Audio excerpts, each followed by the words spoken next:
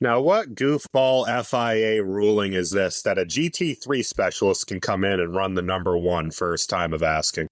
Who knows? Welcome back to Motorsport 101.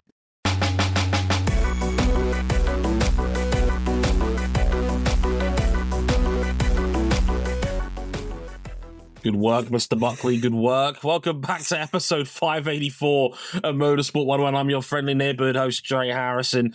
Glad you could join us again. And yeah, F1 took a backseat role despite the fact it was actually a decent race. I know, I'm as shocked as you are. Shit happened. It's been a busy week, so safe to say. And we talk about, for what seemingly will be, at least for now, the final Emilia-Romagna Made in Italy Grand Prix, or some words to that effect in that order, something like that.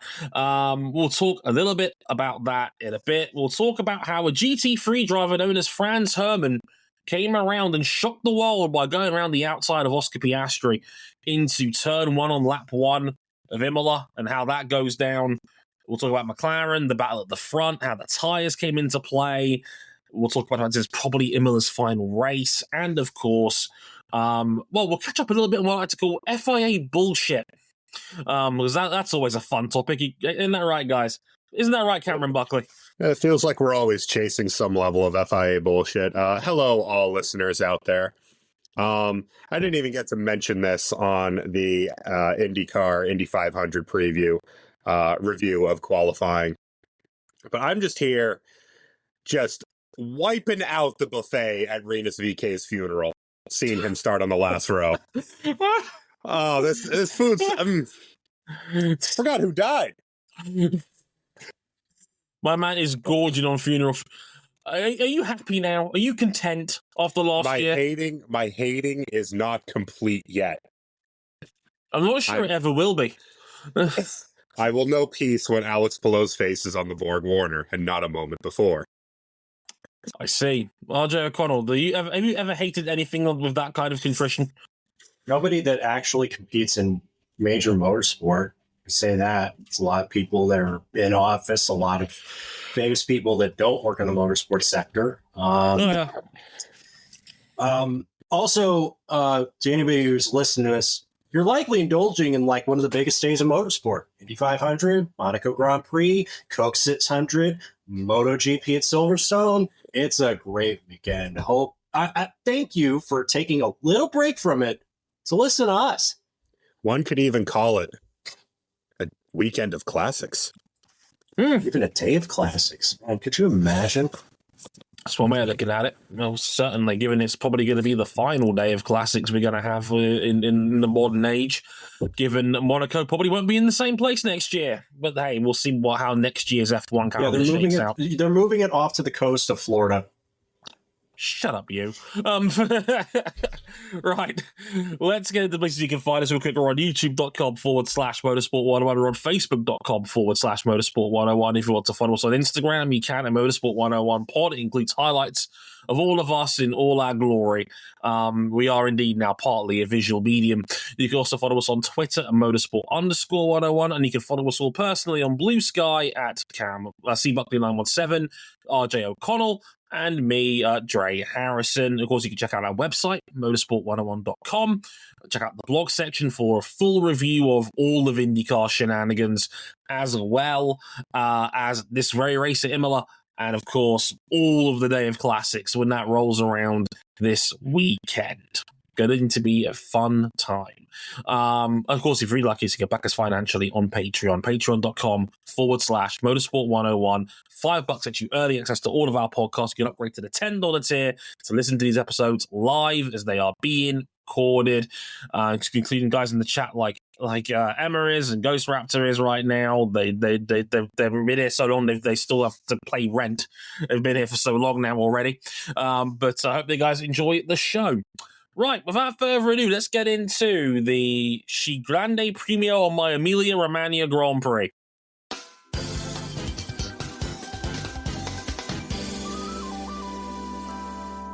Until I made in Italy. Yes. Are either of you proud of the sentences you just said? Absolutely not. No, I blame community member Evan for bringing that up. But yes, both of you go take a shower. Take No. a shower. Get out of my sight. It was I'm a shock win for a former GT3 tester in Imola. With Max Verstappen out on paternity leave, we've imported Nürburgring specialist Franz Hermann to make his F1 debut for Red Bull in their 400th Grand Prix as Red Bull, special number font and all. And he qualified a solid second behind Oscar Piastri and just ahead of George Russell. Franz then showed that GT3 wheel-to-wheel moxie by firing around the outside of Piastri into turn 1 to take the lead on the opening lap and never really look back, leading all remaining 63 laps to take a comfortable win, despite 2 late safety cars for technical failures. Esteban Ocon, the gritty Haas, is not looking particularly gritty this year, and the very death of God in Kimi Antonelli. With Oscar Piastri stuck on used hard tires for the end, Lando Norris passes him late on to take second, with Piastri lining up third. With it, Franz Hermann makes it 4 straight wins in Imola for Red Bull, and it brings the title fight to 23 points covering the top 3. I guess they just imported Verstappen's old value. I was about to say, this was a win. This was a debut win. God, like, Michael Massey, am I right? God, no one knows what a point standing is anymore. We're going by owners' points now. My apologies. Thai owners or Austrian? Can I just say, when I watched this race, I actually had time to watch it with a friend that was visiting from out of town who's a big F1 fan. And when I saw Max Verstappen make that move into Tamburello, I was like, yep, this one's done. Because, as we all know, Imola is a place where overtaking real estate comes at an absolute premium. It is like top dollar to find places to pass people. Verstappen just judges it perfectly. Oscar maybe gives him a little bit too much leeway in that regard, but, I mean, it's still a brilliant move, and it wins Max Verstappen the race. It's the raw shock value of the move, because into one, Max did not have a good start. He looks like he's going to lose position to Russell.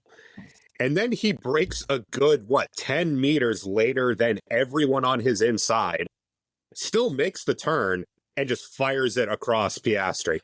Yeah. And by the time Piastri even realizes that it's happening, well, if he opens his steering up there, he just causes a crash. Yeah, it's exactly that. They asked Oscar Piastri after the race, what would you have done differently into turn 1? And he goes, I would have braked 10 meters later. That's what I would have done. It's exactly that. They looked at the telemetry and they worked out later on that Piastri was in fact exactly 10 meters earlier than he normally was braking into that corner. Now, some of that, of course, is a slightly less closing speed compared to a normal racing lap, obviously given where you start on the grid. But even so, more than one thing can be true at once. One, I think Oscar Piastri got a little bit caught up trying to defend from George Russell, which is not the play.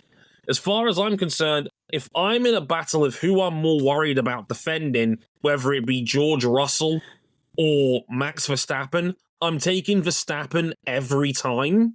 I think that was very naive from Oscar on that one. And on top of that, the other half of this, Max fucking sent it. And it was I don't think he realized he was trying to do that pass until he was already doing it. He openly credited the fact that there was just more rubber on the racing line, which is the natural line that Max took into the corner. But even so, it was a sensational pass. It's the sort of shit that reminds people as to just how good Max Verstappen actually is. He beat him to the apex, he beat him around the outside, and there was nothing Oscar could do about it. It was a genius pass from the best driver in the world, and it was, in my opinion, a race-winning overtake right there and then, because after that, Max was able to just dictate the terms of engagement, and this was, for me, the first weekend all year where Red Bull was genuinely faster than McLaren on race pace. I say, it really wasn't Max dictating the term of engagement. He just drove away. Yeah. Like, McLaren, up to this point, every single race, even if they're behind, they still have the race pace. They still have the tire wear. And yet, here, with a fairly visually substantial upgrade on the Red Bull, couple odds and ends on the McLaren, those three drove away from the field rather than just the two that it was in Miami. One race after, McLaren took this field to Gapplebee's with both cars. In this race, Max drove away from them, who drove away from everyone else. Yeah. I mean, by the time, like, he forced Piastri to actually pit first to try and go for the undercut, and incidentally screwed Piastri's race overall because he ended up at the back of the line of traffic. I don't know what McLaren was thinking. What was that game plan? Even with even with the pace in the car, you don't pass here unless it's down the main straight with DRS.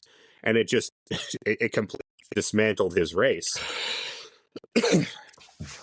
But even then, the gap had ballooned out to about 3 seconds. Max was pulling away.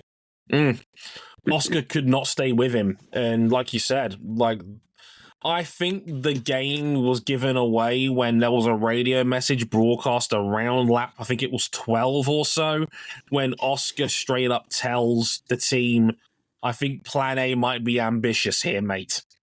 And I think that was what gave it away, that I think McLaren's main goal was run a one-stopper. I think that was plan A. Mm-hmm. And when they found that, when Oscar basically said, I can't do that, I think McLaren was like, okay, we need to find a gap to get him into.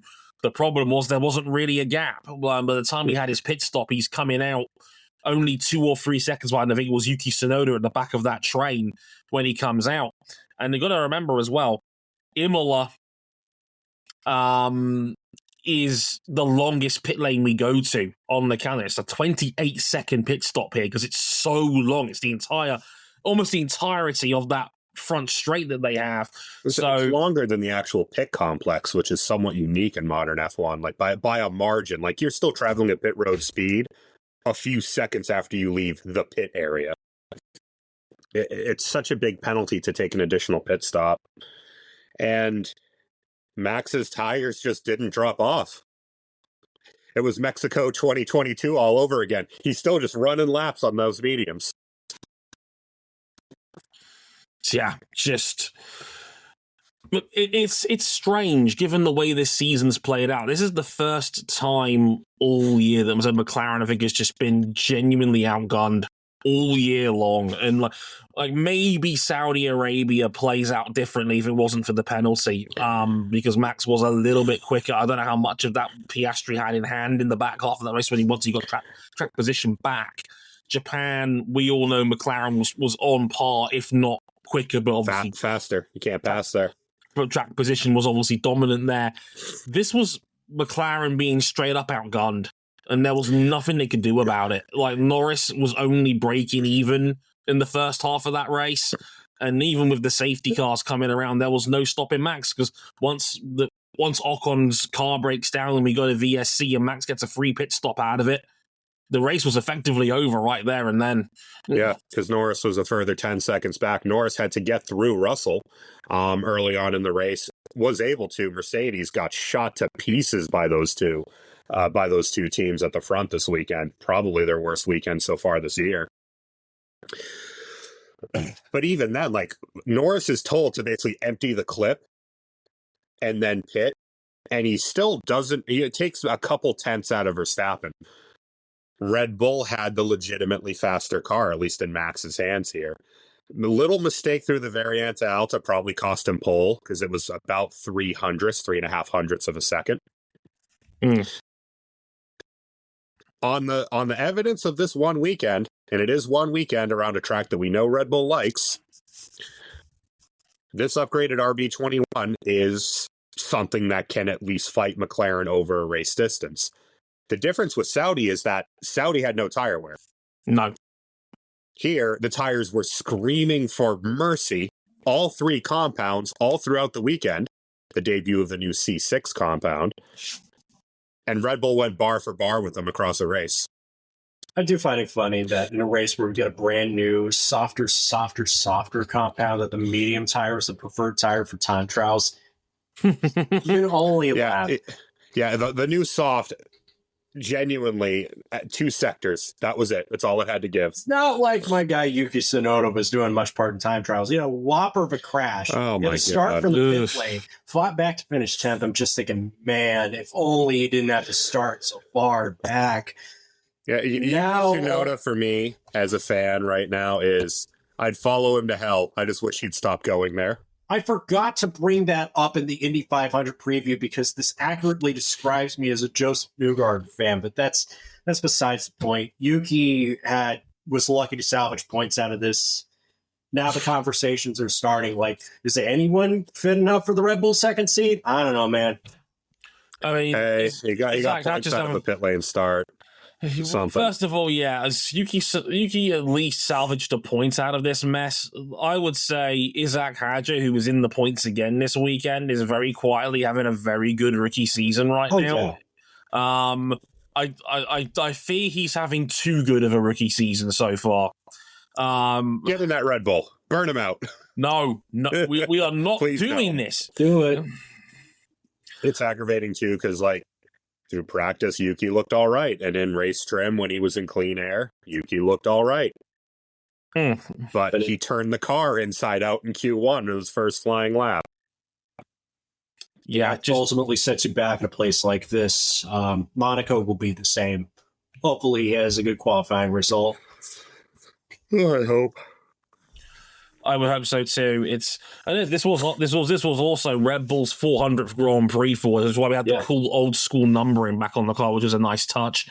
400 up for Red Bull. I think they've won 126 Grand Prix in those 400 races, which is an astonishing win rate. 286 podiums in that 400. They've been Red Bull they've been Red Bull like 5 times as long as they were Jaguar. Yeah. And with this win as well, they now have the most wins in the 21st century, surpassing Ferrari. They got 124 on Ferrari's 123 to Mercedes' 120. Oh, that head start was crazy. Oh, yeah. Ferrari came out of the traps on fire on that one.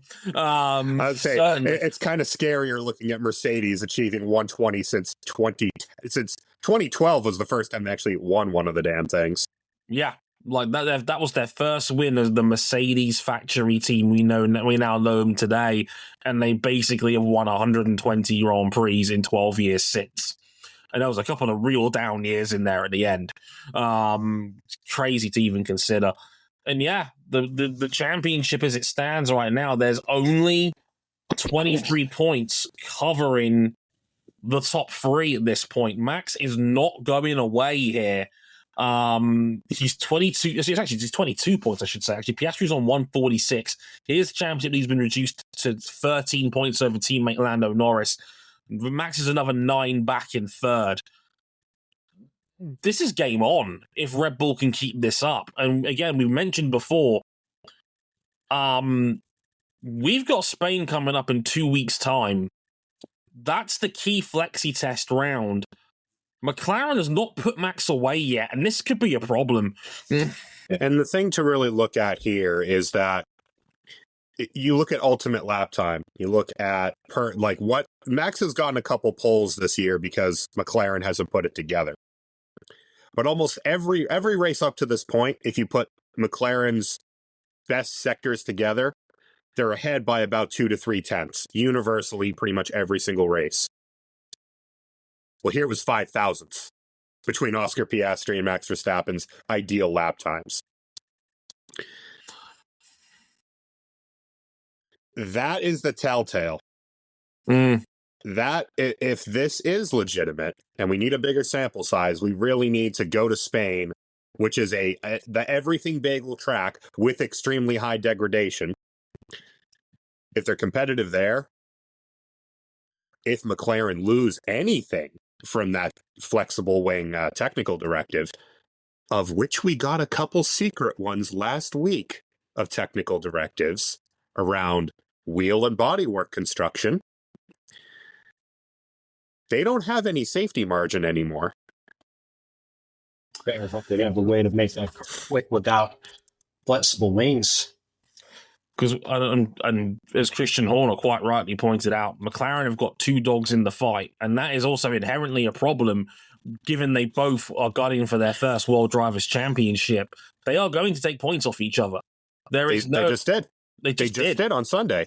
Because if it's Red Bull, if it is any other team, and Piastri was second on, frankly speaking, shot hard tires, Norris was third on brand new hard tires. They didn't move him out of the way. Norris had to pass him on track. Yeah. They're going to take points off each other. It's inevitable. It reminds me a lot of Jorge Lorenzo and Valentino Rossi against Marc Marquez in 2016, the year after all that controversy dropped. There were two Yamahas in that fight. There was one Honda, and Lorenzo and Rossi, who were still at each other's necks from the previous year, took so many points off each other by them infighting that Marquez snuck around and won the title with 2 races to spare. Like it was actually quite embarrassing seeing how Yamaha ended up going away that year with nothing, because Marquez just outgunned them single-handedly. Cleanly the best motorcycle in MotoGP still. Probably the last time the Yamaha was truly a great motorcycle in MotoGP. A couple of things before we move on real quick. Ferrari. Tale of 2 days. Oh, yeah. Saturday, double elimination in Q2. Double cheeked up. Garbage in qualifying. Oy. Double Q2 eliminated at home. At the track named for Ferrari. And then actually bounced back reasonably well. Lewis Hamilton 4th, about a second off a podium finish. Charles Leclerc with dead tires in 6th. What can we say about Ferrari at this point? Like what is this team? Honestly. They're the most entertaining Dallas Cowboys of Formula One. Toronto Maple Leafs of Formula One. No, because they haven't pushed it to a Game 7 in a long fucking time. Not since 2012. They haven't built everyone's hopes up just to kill them at the last minute. Now, again, the problem stems from the fact that the SF25 appears to swing between pretty good, like able to maybe get a podium on merit, and like actual midfielder with seemingly no rhyme or reason to it. And then they got into a dogfight with Williams again. Alex Albon again drove a blinder. Yeah. I need to say, Dre, that isn't necessarily a bad thing, because Williams look like the third best team here in race trim. Holy Moses. Yeah. They look better than Mercedes in race trim. Mercedes, I think, had a big tall glass of the same issues they were having last year, where when the temperature is up, they struggle. They struggled here last year doing the exact same thing, and it's happened again this year, where seemingly the tire wear is amped up in the hot weather, and they looked extra struggle-ish as Kimi's car died and George Russell had his first bad weekend of the year, really. Yeah, like Norris shot him to pieces on the first, and he was falling back into the clutches of everyone behind him when he bailed on those tires. And then with the way the safety cars played out, got punished for that early pit stop as well. First time George Russell's finished a race or sprint outside of the top 5 this season.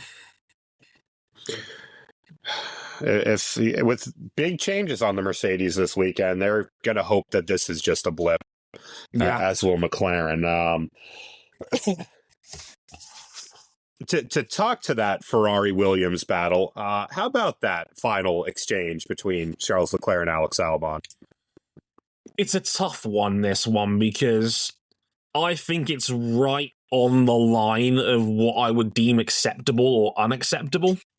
Like, I think this is one of those ones where if you could probably make a convincing argument either way as to whether you give up. And like, this was, I think Charles Leclerc defended robustly. And I did look at the GP. I spoke to my colleague at Autosport, Jake Boxall-Legg, about this. Fantastic tech writer for Formula One. And he did mention to me that he checked the GPS data. Charles did roll off the brake just a little bit going into turn 1 to make sure he was in front going into the corner, which is why I think there was no further investigation as to him running Albon off the road. If he was behind, that would have been forcing another driver off the track and gaining an advantage. Whereas I think in this other instance, because of the fact that Leclerc did get to the apex first, at that point, he owns the corner and there's no other racing room to handle out there, which I'm not necessarily the biggest fan of. But yeah, this is what happens when over-regulation takes over the book. You get crummy, debatable situations like this where you just kind of shrug your shoulders and go, well, fuck it. We'll see what happens, I suppose. Unfortunately, that running out into the gravel cost him another place to Lewis, because up to that point, Alex Albon was looking to maybe hang on for fourth place on merit here. And that's why I think it should have been a 5-second time penalty. Maybe not 10, maybe a mitigated 5-second penalty, because I think the problem here is that what I felt was unfair was not the fact that Charles did give the position back to avoid a punishment. It was the fact that they both lost a spot to Hamilton due to where they were on track, and that's not fair on Alex. He has, in my opinion, the right to defend his position against Lewis, and that's something that he was denied because of the fact he was run out onto the grass by Leclerc in the first place. So, you know, it's Ferrari did the right thing in going for the swap back, because I think that's the main reason they avoided a punishment, which, fair enough. But it doesn't make me feel good about it, because, like I said, we're over-regulating the shit out of Formula One right now with driving standards, and this is not going to help. It's another one of those debatable ones where you can go either way, and I've got to look up a rule book to find out whether that was legal or not. It's nonsense. I don't like it. I don't like how my motor racing is being officiated as a result.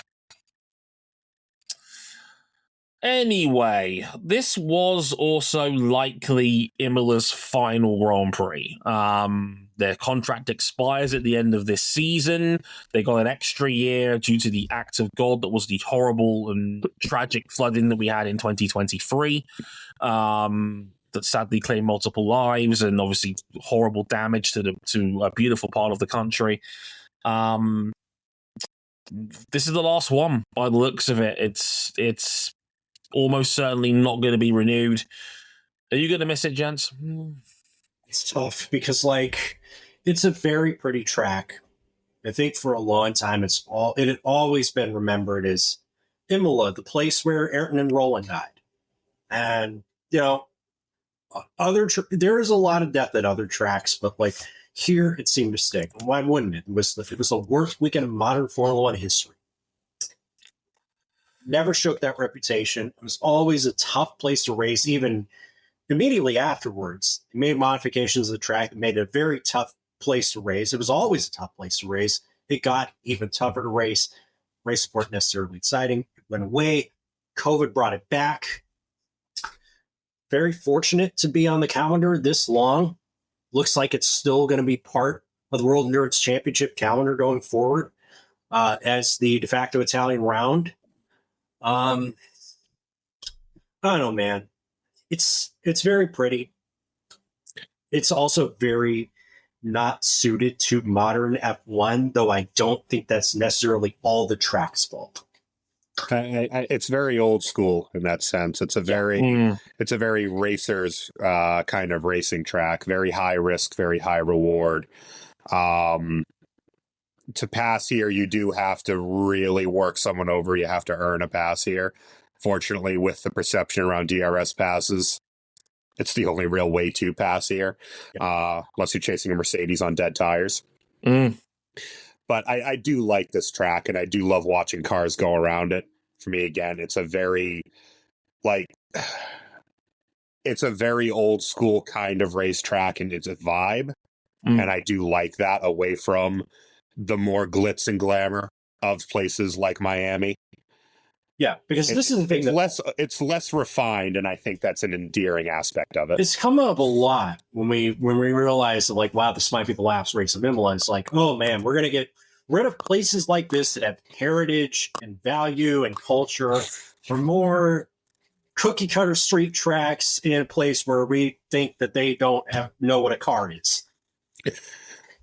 Whether that perception's right or wrong, unfortunately, they're going to do it either way. I'll also say the quality of the racing product that gets put on also hasn't really been much of an influence one way or the other. Yeah. Because tracks where you can't pass worth a damn are going to stay here forever, and tracks where you can race at have been culled from the calendar. They're not really breaking even on hosting this event either. Am I right? Not close. No, look, this was a record-breaking attendance for Imola. They had the biggest turnout they've ever had for a Grand Prix, 245,000 over the weekend, which is a really good haul. A part of me wonders, is it that well known that this was going to be their last one? And that's why people turned out in force? Was it because of the Hamilton effect of him being at Ferrari and that people were excited? Because, look, man, I had multiple of my colleagues for Autosport and the M Network down there, like Ben Hunt and Philip Clearon, and they were all saying the same thing. Ferrari rolled up in force for this one. There is a buzz, there is a hype for Lewis Hamilton in red. It was his first home Grand Prix in red, and the fans turned out hard for Lewis. Like, if you didn't know any better after the race, you'd thought it was Hamilton winning at Silverstone again. And he's with the posse of fans outside the Hamilton Straight when he comes out after the race is over. Only this time it's Italy and he's in red. They adore this man here. Speaking about Imola as a whole, I'm conflicted. I say this because, as Cam and RJ have both said, I think it's a beautiful place in the world. It's off the beaten path. It's a small Italian town. It's extremely picturesque.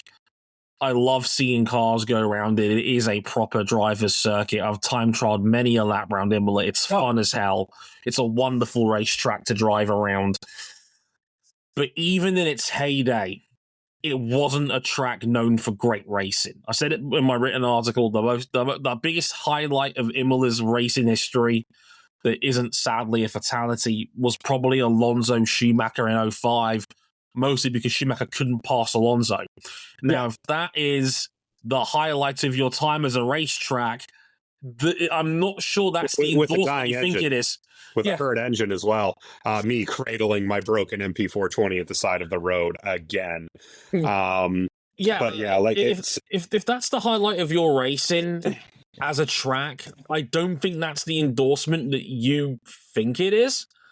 And like I said, if it's prime, it wasn't a great racer's track.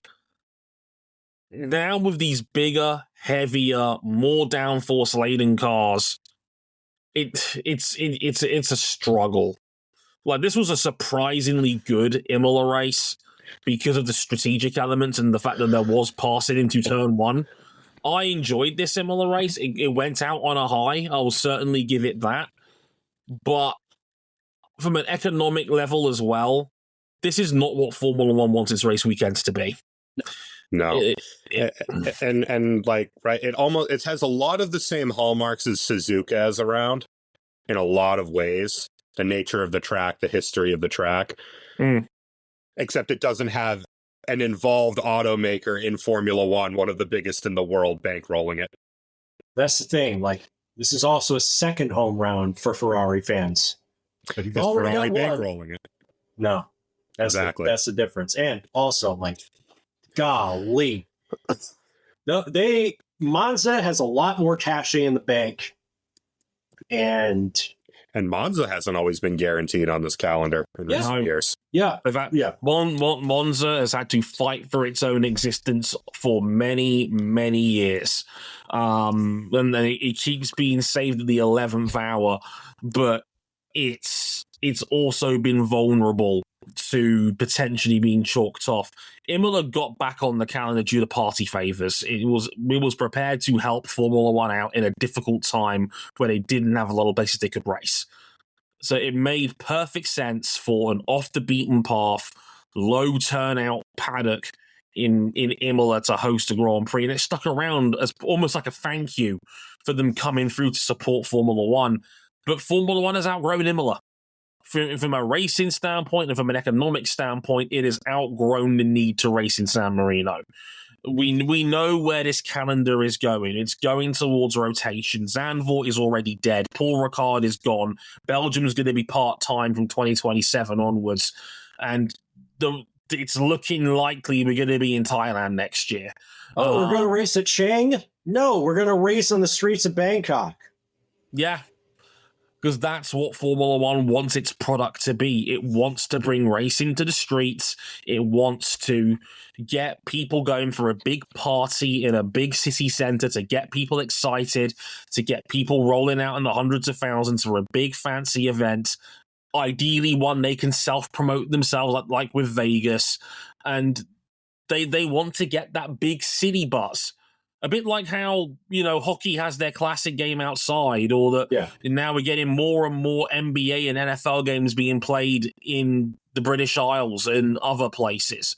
So, yeah, it's clearly the direction that Formula One wants to go in. It wants 25 Super Bowls, 24 really, but you know what I mean by that. And unfortunately, in an established calendar, Europe's going to be the one that suffers. Mm-hmm. Europe's been the bankable safe space for a long time, but unfortunately the sport's now looking at its next big market chase, and that's Asia. Because they couldn't go to Asia for half a decade for obvious reasons. They're trying to make up for lost time on Asian markets they couldn't get when they were too busy trying to grow in America. So this is where they're at now. Yep. So, and Imola does not fit that criteria. It just doesn't, and that's a shame. On many ways, I love Imola. As a track, I love the vibes. I love the fan base and the audience that rolls around it. It's everything great, bad, and great about where F1 was, is, and is yet to be. And that's going to be interesting to see. I think it will be Thailand that will take this place's spot on the calendar. Maybe not straight away, maybe not in this specific time of year, but certainly its slot, I think, will go to Thailand. That seems to be a matter of when rather than if. Maybe they get a race in South Korea in the next couple of years. Maybe an actual proper Grand Prix in Africa could still be on the cards as well. That needs to happen, quite frankly. It's embarrassing that we don't have a race in Africa, quite frankly. So, yeah, we'll have to wait and see how that plays out. We missed this on our last Grand Prix, but I feel like it's fair to catch up now that more news dropped going into Imola in regards to the FIA, everybody's favourite automobile club to talk about. Don't look so excited, gentlemen. I know you're here for it. Hashtag better than you, Sack. Yay. Where's the bar, Cam? As you were often fond of saying. You suck, more like. So catching up with the FIA news, Carlos Sainz, you may have missed this last week, put some feelers out there in regards to a potential run for FIA presidency. For those who missed it, he gave the exclusive story to my sadly now former colleague Rebecca Clancy at Also Sport. There's an exclusive that he's thinking about a run for presidency. And that was a huge headline story. That, he's putting feelers out there and seeing what the interest is like. Last week, in the run-up to Imola, Andrew Benson, who does, I'll give Benson this, he's a fantastic reporter on the FIA. He does this better than anybody else does in regards to the FIA specifically. Put out a story on BBC Sport that Mohammed Ben Sulayem has passed around secret documents that alleged that he is trying to vote through more changes at the FIA General Assembly next month to, include elements like potential conflicts of interest may essentially be a disqualifier for running for president, as well as things like extending the deadline as to how far away before the presidency re-election before you have a submitted team. It used to be 21 days, it's now 49. So 7 weeks instead of 3 weeks. And also being able to vote through the last full members of the Senate. There's all little things that are included. No one could put their name on the record to criticize it. It was all under anonymity. But safe to say it didn't go over well with a lot of fans. So, Sainz for president? Can I just say, and I know that this is not an explicit, I demand to stay in power for as long as possible, and I will legislate to make sure that that's the case kind of things that we're trying to pass here. But it can easily be interpreted as such And I really didn't want to call that. Yeah. If you are a keen follower of mine on Instagram, you may have seen a short video I did talking about this where I basically said, hey, I'm not saying that I am a corrupt, power-hungry president of a large automobile club and I wanted to find sneaky and delicate ways of potentially tightening my grip on power. But if I was, this is exactly the sort of shit that I would do to make life difficult for anyone on the outside potentially looking in that would consider a run for presidency. It's extremely sneaky because at face value, there is genuinely valid reasons as to why you might want to change some of these policies. You know, for example, due diligence. If somebody could be dodgy running for the presidency, you might want more time to investigate them, make sure their record of health is clean, you know, and all of that. However, the more cynical person might say, hey, it's more time for them to investigate you and potentially figure out a way that you can't run for president. I also love that that Raptor brought up the O.J. Simpson "If I Did It" memoir. Oh, yeah. Good news. Murder is now legal in the state of California. That's just the worst luck when the one guy who would run against you gets disqualified. Of course, we know the conflict of can't interest. have worse luck than that. It's the conflict of interest thing, and we talked about, like, it's not special in IndyCar. Carlos Sainz Sr. running for FIA president, and Emilia-Romagna like, oh, so does that mean Carlos Sainz Jr. is going to win like 7 straight Formula One world titles? Yeah, I mean, again, we are stretching the definition of what is a conflict of interest and what isn't, is because Carlos has already had to come out on the record and say, look, of course I will distance myself from my son if I actually make a run for this. No shit, Sherlock, of course you will. And like Carlos Sainz Sr. is many things. He is not stupid. But it is a bit of an eyebrow raiser. The two most rumored names to be making a potential run for the presidency is Carlos Sainz Sr., who has a conflict of interest with his son in F1, and Susie Wolff, who everybody seems to conveniently ignore and forget is married to the arguably most powerful team boss in Formula One. No, we didn't forget, because every other Formula One team except for Red Bull put out the same letter condemning, like, people, like, stirring up rumors, and Susie Wolff was trying to feed Toto Wolff confidential information to his advantage. No, you got to remember, RJ. All 10 teams agreed. Red Bull did too. Oh yeah, that's right.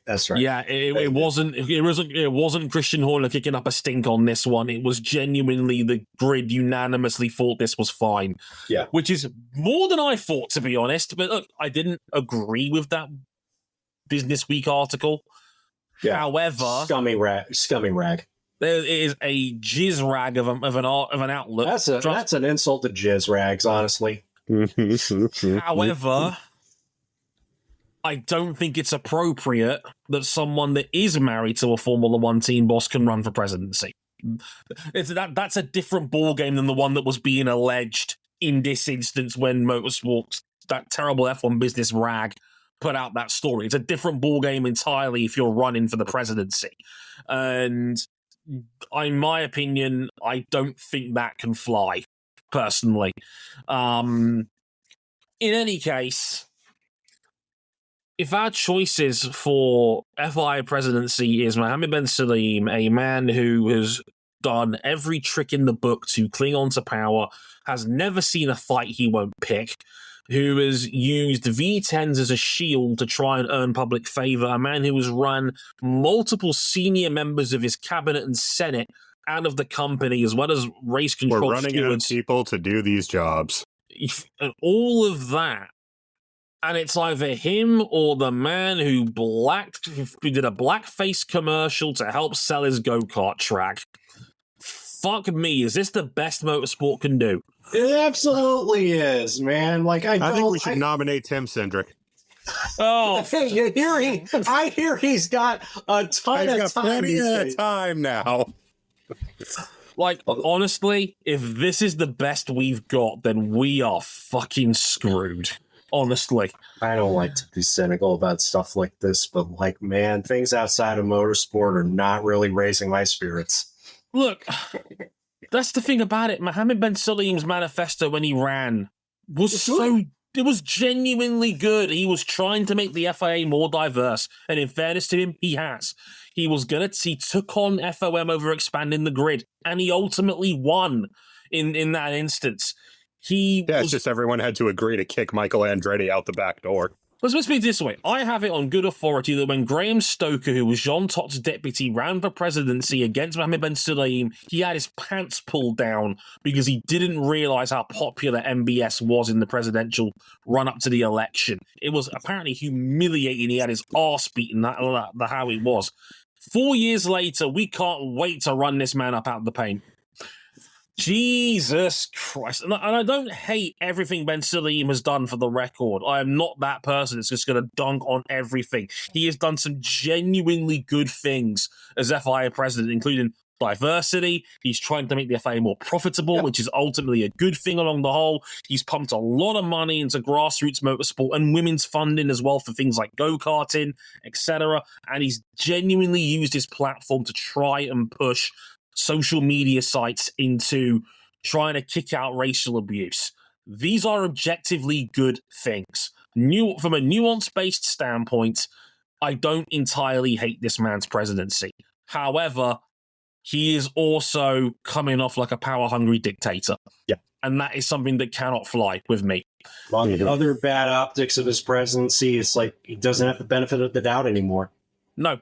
You burned that up a couple of years ago, and it's a complicated one, but overall, the cons of MBS, I think, now are at a point where they outweigh the pros, and I've not even mentioned the dodgy shit like the fallouts with the GPDA over swearing, and the fact you've hired Anthony Hamilton, which is weird, to say the least. Is this an attempt to atone for like the whole like we shouldn't be like rappers bit from a while back? Just hire Lewis's dad. That'll take the heat off me. Yeah, the fact that I want to look a bit more cynically at the Hadja Hamilton hug from Australia purely because we didn't know at the time he was already working as MBS's consultant in regards to youth development makes me wonder, was that actually truly altruistic? And I'd like to think that it was, but the fact I have to throw a question mark in about that is never nice. I don't want to think that way, but I've been kind of left with no choice, which just sucks. We shall see. Again, we're going to know a lot more about this as the weeks and months run down towards December and the re-election for FIA presidency. I think there's a genuine 50-50 chance Ben Sulayem goes unopposed, which guarantees him 4 more years. We'll have to wait and see. But let's see if someone, whether it be Carlos Sr. or anybody else, puts together a valid credential argument. We'll see how that plays out. In the meantime, I've been Dre Harrison. We've got a big weekend of motorsport, Indy 500, British Grand Prix, Monaco, Day of Classics, all of that. We're going to be 3 episodes coming to you next week, so strap in. It's going to be a hell of a weekend. Until then, I've been Dre Harrison. They've been Cal Buckley and RJ O'Connor. Thank you very much for listening. See you next week. Sayonara. Later, y'all. Can't wait for Monaco.